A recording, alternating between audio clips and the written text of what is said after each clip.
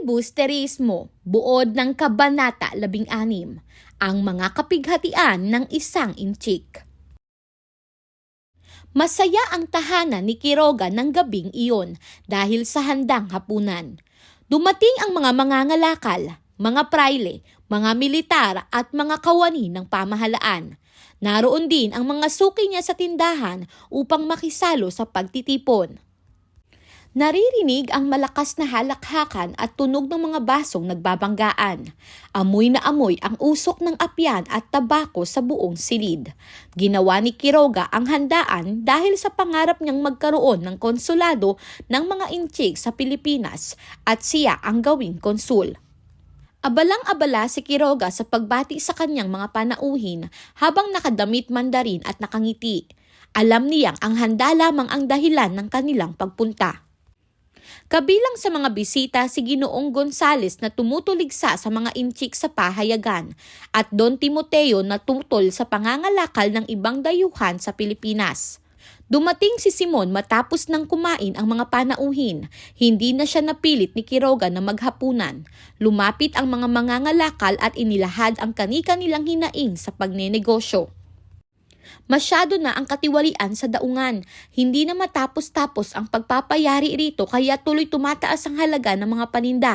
Malaki na ang aking nalulugi, sabi ni Don Timoteo. Ngiting pakutsa lamang ang naging tugon ni Simon at lumapit siya kay Quiroga. Nagustuhan ba ang pulseras? Ang tanong ni Simon. Biglang nag-anyong formal si Quiroga at sinabing nalulugi na siya sa negosyo dahil maraming may utang na hindi nagbabayad. Pagkatapos nito, inanyayahan niya si Simon sa kanyang silid. Huwag kang mag-alala, kaibigan. Titiyakin kong makapagbabayad sila sa iyo. Sabihin mo sa kanila na sa akin lumapit upang mangutang. Tungkol sa iyong pagkakautang sa akin dahil sa mga pulseras, babawasan ko ito ng 2,000 piso kung papayag kang itago sa iyong bodega ang aking mga baril. Wika ni Simon. Nang marinig ito, ikinatakot ni Quiroga ang sinabi ng mag-aalahas. Ipinaliwanag ni Simon na unti-unting itatago ang mga baril sa iba't ibang bahay. Kapag nagsiyasat ang pamahalaan, ang mga may-ari ng bahay ang mabibilanggo. Sila ay palalayain sa tulong ni Simon. Sa ganitong paraan, kikita raw silang dalawa ni Quiroga. Sinabi ni Simon na pahihintulutan si Quiroga na magpasok ng mga iligal na kalakal sa daungan.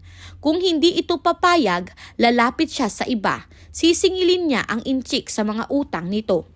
Kumporme, ang mabilis na sagot ni Quiroga. Magkasabay na lumabas sa silid sina Quiroga at Simon. Pagbalik nila, patuloy pa rin ang masayang kwentuhan ng mga panauhin. Sa pangkat ni Don Custodio, pinag-usapan ang komisyong ipinadala sa India upang pag-aralan ang sapatos ng mga kawal. Bakit pa? Ang tanong ng isa.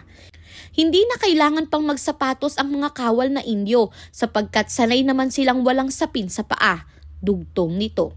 Sa pangkat ni Benzaib at Padre Camora na pag-usapan ang tungkol sa mahika.